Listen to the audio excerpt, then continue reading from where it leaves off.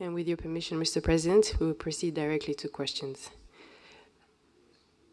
We remind members of the press to please state your name and media organization before you ask your question, and please keep it to one question.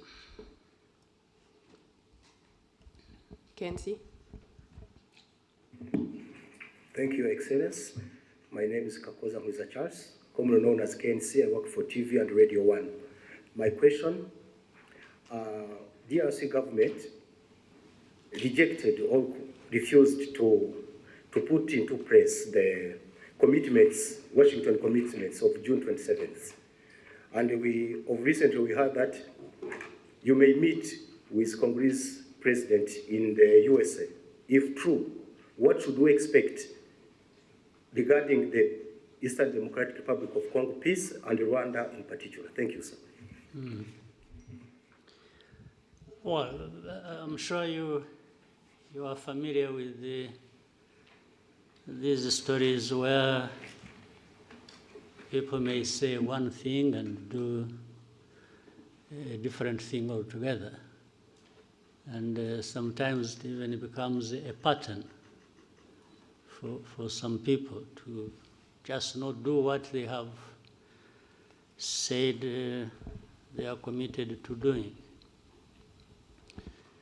And that is a characteristic of the situation you have with the DRC. The good thing is it's always in the open, it's in public. You don't have to explain much.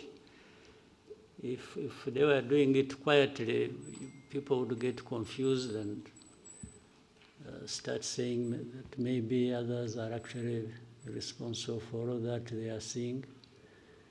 But the good thing, they come out and say it. They agree one thing in Washington or even in Doha, and that is made public. Then the next day or week, someone says, no, we are not going to do this and this until something else is done. And even when what they are referring to has also been under discussion. And whether in your mind you agreed or not, what has come out of you, if it's on record, you definitely have a problem explaining why you would agree one thing in the room, and then when you are out in speaking to the media or to whoever, you say a completely different thing, or even renege on what you actually said you are going to do. So that is one part of it. But somehow we've been limping through this all the way. Some things done, others not, others half.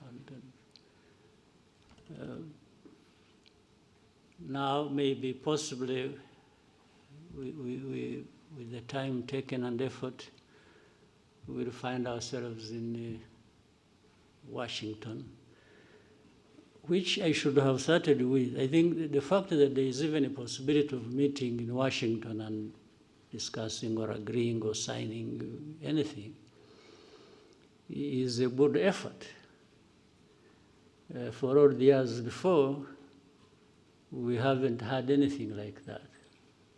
We have had people come visit us, visit Rwanda and Congo, and rush to the UN and the Security Council and make decisions and make announcements and pass resolutions. That's why in the first years we spent a lot of time on that without really having anything tangible in place. I think this process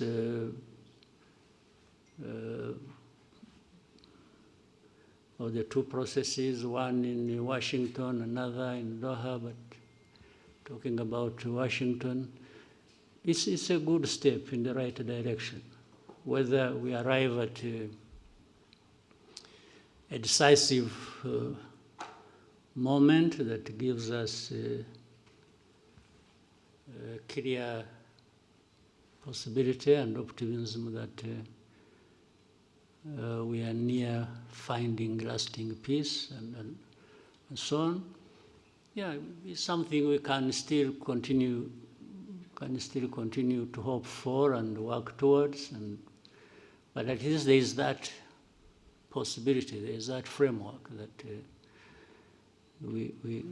is in place, and the Trump administration seems to have done their best.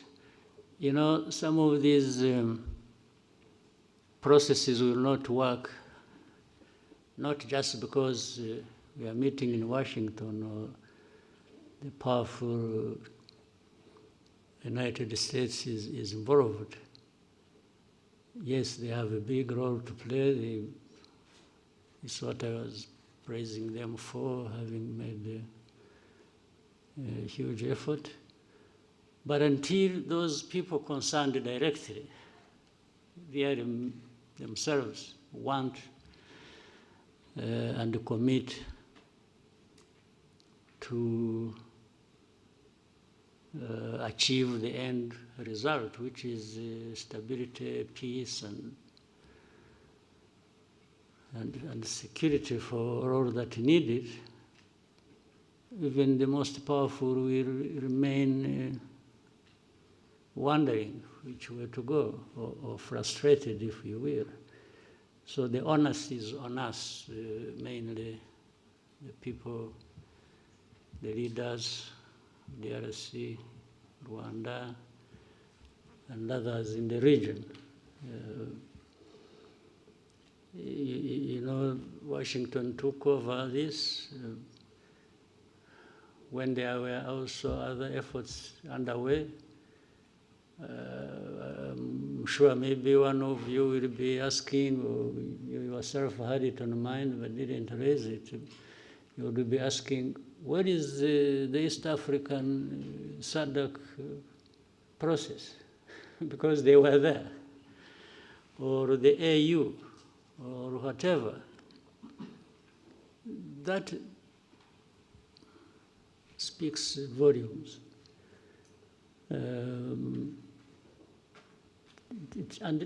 the reality is the knot is tied in one place. These problems are happening in Congo, but it seems the leaders don't care or don't know, or they have refused to take responsibility. They just keep daydreaming and talking about all kinds of things, and whenever they've gone all places, the only thing they know how is to keep asking sanctions for Rwanda, sanctions for Rwanda. Okay, but if you sanction Rwanda, how does it solve your problem?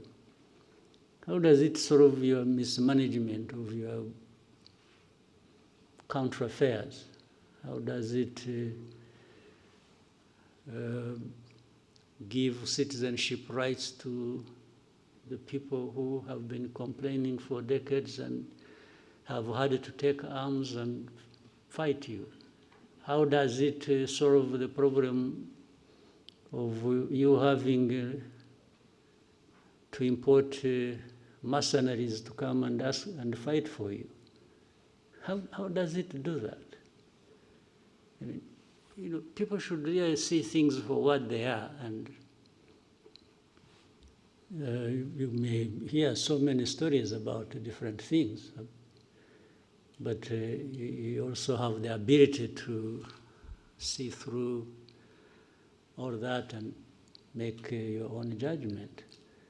So, summary of so much I have said,